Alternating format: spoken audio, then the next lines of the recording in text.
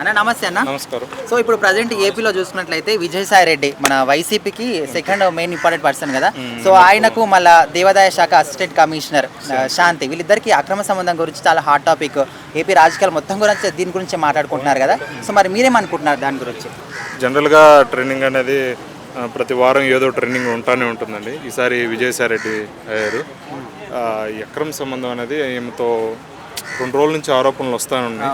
దీనికి శాంతి వాళ్ళ భర్త మేజర్గా ప్రెస్ క్లబ్లో చెప్తా ఆయన ఇట్లా అక్రమ సంబంధం ఉంది, నాకు శాంతితో ఇండైరెక్ట్గానే అనింది అని చాలా ఆరోపణలు చేస్తున్నాడు. దీనికి విజయసాయి రెడ్డి గారు నిరూపించుకోవాల్సిన అవసరం ఉందండి. డిఎన్ఏ టెస్ట్కి రమ్మని చెప్పారు. డిఎన్ఏ టెస్ట్కి వచ్చి నిరూపించుకుంటే నేను సాష్టాంగ నమస్కారం పెట్టి వెళ్ళిపోతాను, సారీ చెప్పి అని కూడా ఆయన శాంతి గారి భర్త అన్నారు.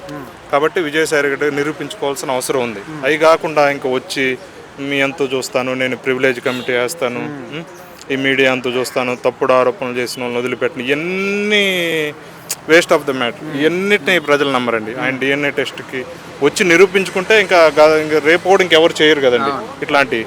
కానీ ఇంకో పక్క చూసుకుంటే అతను నేనెందుకు రావాలని ఇప్పుడు ఎవరెవరో వచ్చి నా మీద ఇట్లా ఆరోపిస్తే నేను ప్రతి ఒక్కరికి డిఎన్ఏ టెస్ట్కి రావాల్సిన అవసరం లేదు కదండి. ఇప్పుడు సొసైటీలో పేరున్న రేపు ఇలా జరిగితే సొసైటీలో పేరున్న ఒక వ్యక్తి మీద ఇంకో భర్త వచ్చి ఇలా ఆరోపణ చేస్తే ఇది నెగిటివ్ అయ్యే అవకాశం కూడా ఉంది. ఇది కాబట్టి విజయసాయి రెడ్డి వైపు కూడా కొంచెం న్యాయం ఉంది అనిపిస్తుందండి. కానీ ఇప్పుడు ఆరోపణ తను పట్టించుకోకుండా ఉంటే ఎవరు పట్టించుకోరండి.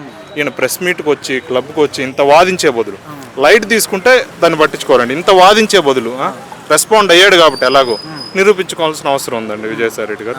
చూద్దాం, ఆయన నిరూపించుకుంటే ప్రజలు నమ్ముతారండి విజయసాయి రెడ్డి గారిని. ఏటుగా పిలుస్తున్నారు ఇప్పుడు. మరి జబర్దస్త్లో కూడా మంచి జోకుల మీద ఆయన మీద పేలిపోతా ఉన్నాయి. నిరూపించుకోవాల్సిన అవసరం ఉందండి. ఎందుకంటే ప్రజలు ఆయన ఓట్లు వేసారు నమ్మి నేను నిజాయితీ పరుణ్ణి అని నిరూపించుకోవడానికి ఆయనకు మంచి అవకాశం ఉంది ఇప్పుడు. అయితే ఈ విషయాన్ని అడ్డు పెట్టుకొని ఆయన ఏమంటాడు విజయసాయి రెడ్డి అంటే, ఆయన ఇద్దరు బైక్ మీద ఇంటి ముంగటికి వచ్చి ఉన్న వాళ్ళు ఏమైనా గట్టిగా అరిచాడు. సో సంథింగ్ ఆ పోర్టల్ CCTV ఫుటేజ్ చూపెట్టుకుంటా ఆరోపణలు చేస్తున్నాడు కదా. వాళ్ళందరూ కూడా టీడీపీ వాళ్ళే ఇప్పుడు బెదిరిస్తున్నారు అనే విధంగా. సో మరి దానికి ఏమంటారు? ఆయన టీడీపీ వాళ్ళే కాదండి, ఆయన ప్రెస్ మీట్లో చెప్పాడు కదండి, నాకు వైసీపీ వాళ్ళు కూడా నన్ను దెబ్బతీస్తున్నారా అని ఆల్మోస్ట్ చెప్పేశాడు ఇండైరెక్ట్గా. ఉన్న మ్యాటర్ కాకుండా పక్కదోవ పట్టించి ఏందేందో చెప్తున్నాడండి. ఇప్పుడు ఆయన వైసీపీలో నెంబర్ 2గా ఉన్నాడు. ఆ నెంబర్ 2 స్థానం కోసం ఎవరు పోటీ పడరు చెప్పండి. కాబట్టి ఆయన రహస్యాలు వైసీపీ వాళ్ళు బయట పెడుతున్నారండి. అదే డైరెక్ట్గానే ఇండైరెక్ట్గా చెప్పేశాడు. కామనే అండి ఇది జనరల్గా. ఓవరాల్గా మీరేమనుకుంటున్నారు? వీళ్ళిద్దరితో ఖచ్చితంగా వాళ్ళిద్దరికి అక్రమ సంబంధం ఉందనుకుంటున్నారా లేదనుకుంటున్నారా మీ అభిప్రాయం ప్రకారం? అభిప్రాయం ప్రకారం ఏంటంటే ఇప్పుడు ఆయన వయసు దాదాపుగా 1-2 ఏళ్ళు అయితే 70 ఏళ్ళ వయసు. వయసు చూస్తే 35 ఉంది. ఆల్మోస్ట్ వాళ్ళ కూతురు కూడా ఏమికన్నా ఇంకా పెద్దదయ్యే అవకాశం. కాబట్టి ఇంత వయసు ఉంది కాబట్టి అలా చూడకూడదు, కరెక్ట్ కాదు. కానీ ఇంత ఆరోపణ వచ్చింది కాబట్టి ఇప్పుడు చూస్తున్నాం వయసుతో సంబంధం లేదు. 10 ఏళ్ళ విద్యార్థి మీద 5 ఏళ్ళ మీద జరుగుతుంది.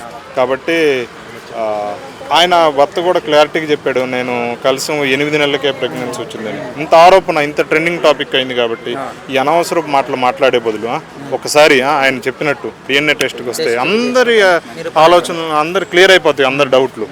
కంపల్సరీ ఆయన డిఎన్ఏ టెస్ట్కి రావాలి, నిరూపించుకోవాలని కోరుకుంటున్నానండి. లేదంటే మాత్రం ఆయన రాకపోతే మాత్రం ఇంకా ఎవరైతే ఆరోపణ చేశాడో అది నిజమని అందరు నమ్ముతారండి.